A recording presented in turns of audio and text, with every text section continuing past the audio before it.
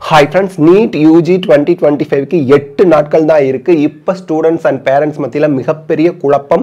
Reprint 2025-2026 edition new edition of NCERT வெப்சைட்ல official வெப்சைட்ல release பண்ணிருக்காங்க.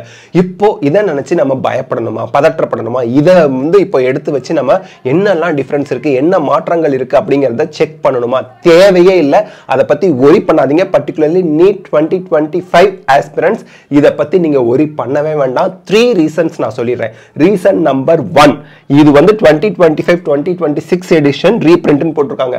அப்ப 26 எக்ஸாமுக்கு தானே இது பொருந்தும். NEET 2026 இருக்கலாம் அல்லது CBSE போர்டு எக்ஸாம் 2026 இருக்கலாம். அதுக்கு தானே பொருந்தும். இப்போ இந்த ஒரு எடிஷனை வச்சுக்கிட்டு 2025 எக்ஸாம் எழுத போறவங்களுக்கு இது எப்படி பொருந்தும்? பொருந்தவே பொருந்தாது. அந்த யதார்த்தத்தை முதல்ல நம்ம புரிஞ்சுக்கணும். ரெண்டாவது ரீசன் நான் சொல்லிடுறேன். இந்த புக் ரிலீஸ் பண்ணது ஒரு 2-3 டேஸ்க்கு முன்னாடி தான் அபிஷியல் வெப்சைட்ல NCERT அபிஷியல் வெப்சைட்ல அப்டேட்டட் வெர்ஷன் ரீபிரிண்ட் 2025-2026 இது அவைலபிளா இருக்கிறது 2 டேஸ்க்கு முன்னாடி இருந்துதான். இல்ல நேத்தோ முந்தா நேத்துல இருந்ததோ அவைலபிளா இருக்கு. அதுக்கு முன்னாடி வரைக்கும் அவைலபிளா இல்ல. அப்போ எக்ஸாமுக்கு 10-11 நாளைக்கு முன்னாடி ரிலீஸ் பண்ற புக்கை எப்படி நம்ம வந்து ஒரு எவிடன்ஸா எடுத்துக்கிட்டு அதை ப்ரிப்பேர் பண்ணிக்கிட்டு போக முடியும்? முடியவே முடியாது. அதனால உங்க டயத்தை வேஸ்ட் பண்ணாதீங்க. இதை எடுத்து வச்சு என்னென்ன டிஃபரன்ஸ் இருக்குன்னு பாக்குறேன்னு சொல்லி மண்டையை போட்டு பிச்சுக்கிட்டு கன்ஃபியூஸ் பண்ணிக்கிட்டு நீங்க டயத்தை தயவு செய்து வேஸ்ட் பண்ணாதீங்க. உங்ககிட்ட ஆல்ரெடி 24-25 எடிஷன் இருக்கும். அதுல என்ன இருக்கோ அதை ப்ரிப்பேர் பண்ணிட்டு போங்க. மூணாவது ஸ்ட்ராங்கான ரீசன் நான் சொல்லிடுறேன். 12 நாளைக்கு முன்னாடி ரிலீஸ் பண்ண புக்கை வச்சு கொஸ்டின் எடுத்திருக்க மாட்டாங்க. ஆல்ரெடி 24-25 எடிஷன் எல்லார்கிட்டையும் இருக்கும். அந்த எக்ஸாமினேஷனுக்கு கொஸ்டின் எடுக்க போன எக்ஸாமினர்ஸும் கண்டிப்பா அந்த எடிஷனை வச்சுதான் கொஸ்டின் எடுத்து கொடுத்துட்டு வந்திருப்பாங்களே ஒழிய தயவு செய்து இனிமேதான் கொஸ்டின் எடுக்க போவாங்க அப்படிங்கிறது தவறான கருத்து. கொஸ்டின்லாம் ஆல்ரெடி எடுத்து கொடுத்துருப்பாங்க. இன்னும் அது பிரிண்டே ஆகியிருக்கும். அப்படி இருக்க பட்சத்துல இனிமே கொஸ்டின் எடுக்க போறது இல்லை. அப்ப 2 நாளைக்கு முன்னாடி வந்த ரீபிரிண்ட்டை பார்த்து எப்படி நம்ம வந்து இதை பேஸ் பண்ணி கொஸ்டின் வரும்னு நம்ப முடியும்? கிடையவே கிடையாது. அதனால தயவு செய்து இந்த 3 ரீசன் நான் தெளிவா சொல்லிட்டேன். பிரிண்ட்லயே போட்டிருக்கு 25-26 எடிஷன். இது 26 எக்ஸாமினேஷனுக்கு தான் பொருந்தும். ஏன்னா இயர் மென்ஷன் ஆகியிருக்கு. CBSE 26 12th 11th and NEET 26க்கு தான் இந்த எடிஷன் பொருந்தும். ரெண்டாவது, ஒரு 2 நாளைக்கு முன்னாடி வந்த ஒரு எக்ஸாமுக்கு 12 நாள்னு வச்சுக்கலாம். 12 நாளைக்கு முன்னாடி வந்த ஒரு டெக்ஸ்ட் புக்கை வச்சுக்கிட்டு ஸ்டூடெண்ட்ஸ் வந்து கம்பேர் பண்ணி பழைய டெக்ஸ்ட் புக், அதாவது 24-25 எடிஷனுக்கும் 25-26 எடிஷனுக்கும் என்ன டிஃபரன்ஸ்னு பார்த்து டயத்தை வேஸ்ட் பண்றது அவங்க மார்க் குறையறதுக்கு வாய்ப்பா போயிடும். மூணாவது, கொஸ்டின் பேப்பர் எப்பயோ எடுத்துட்டாங்க. கொஸ்டின் பேப்பர் பிரிண்டே ஆகி முடிஞ்சிருச்சு.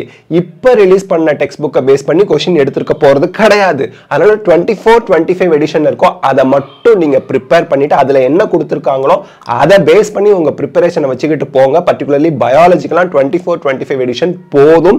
என்ன டிஃபரன்ஸ் இருக்குங்கிறது 26 எடிஷன், அதாவது 26ல எழுத போற ஸ்டூடெண்ட்ஸ்க்கு தான் இது பொருந்தும். 25ல எக்ஸாம் எழுத போற ஸ்டூடெண்ட்ஸ்க்கு பொருந்தாது. அதுக்கு அடுத்து நீங்க ஒரு விஷயம் நல்லா புரிஞ்சுக்கணும். கான்ட்ரோவர்ஷியலான ஒரு விஷயங்கள், இந்த கொஸ்டின் வந்து இதுக்கு ஆன்சர் வந்து கான்ட்ரோவர்சியா இருக்கு, ஈவன் NCERTலயே தப்பா இருக்கிறதுக்கான வாய்ப்புகள் இருக்கு அப்படின்ற பட்சத்துல அவங்க அந்த கொஸ்டினை கேட்க மாட்டாங்க. அதனால தயவு செய்து few thingsக்காக several hours சில விஷயங்கள், சின்ன விஷயத்துக்காக நிறைய மணிக்கணக்கில் டயத்தை வேஸ்ட் பண்ணி கன்ஃபியூஸ் பண்ணிக்கிட்டு குழப்பிக்கிட்டு இருக்காதீங்க. இந்த மாதிரி டயத்தில், அதுவும் எக்ஸாமுக்கு இன்னும் 8 நாட்கள் தான் இருக்கு அப்படிங்கிற பட்சத்தில் நீங்க வந்து தெளிவா இருக்கணும். கன்ஃபியூஸ் ஆகிக்க கூடாது. படிச்சதை ரிவைஸ் பண்ணணும். நிறைய கொஷின்ஸ் ப்ராக்டிஸ் பண்ணணும்.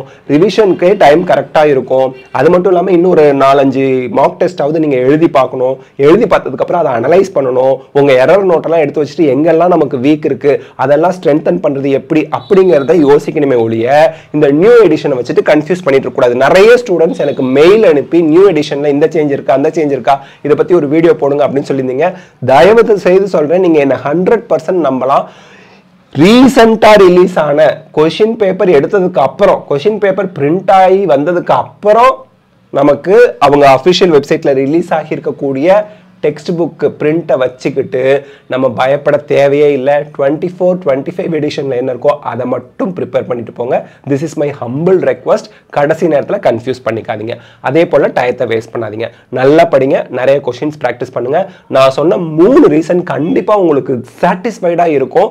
திருப்பி சொல்றேன், 26 எடிஷன்ங்கிறது NEET 2026 சிபிஎஸ்இ 2026க்கு தானே ஒழிய 25க்கு இதை கன்சிடர் பண்ண முடியாது.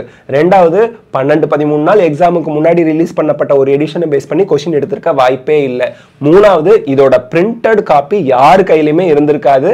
அண்ட் உங்களுக்கு வந்து 2024-2025ல படிச்ச 12th 23-24ல படிச்ச 11th அதுதானே உங்களுக்கு பேஸ் பண்ணி கொஸ்டின்ஸ் வரணும். இப்போ எப்படி வந்து அவங்க திடீர்னு ஒரு காப்பியை ரிலீஸ் பண்ணியிருக்காங்க அப்படிங்கிறதுக்காக அதில் இருக்கக்கூடிய டிஃப்ரென்சஸ் எல்லாம் பார்த்துக்கிட்டு நம்ம டயத்தை வேஸ்ட் பண்ணிக்கிட்டு இருக்கிறதுங்கிறது வேண்டாத ஒரு விஷயம். அது மட்டும் இல்லாமல் பெரிய அளவில் டிஃப்ரென்ஸ் இல்லை. இப்போ நீங்கள் எங்கிட்ட கேட்டிங்கன்னு வச்சுக்கோங்களேன், என்னெல்லாம் டிஃப்ரென்ஸ் இருக்குது சார்னா ரொம்ப பெரிய டிஃப்ரென்சஸ்லாம் இல்லவே இல்லை. அதனால் நீங்கள் தைரியமாக தெளிவாக ஆல்ரெடி படிச்சதை வச்சுக்கிட்டு கொஷின்ஸ் நிறைய ப்ராக்டிஸ் பண்ணுங்க. Spend a lot of time for MCQ solving. Multiple choice question solve பண்ணுறதுக்கு நிறைய டைம் ஸ்பெண்ட் பண்ணுங்க. All the best of luck. God bless you. Thank you.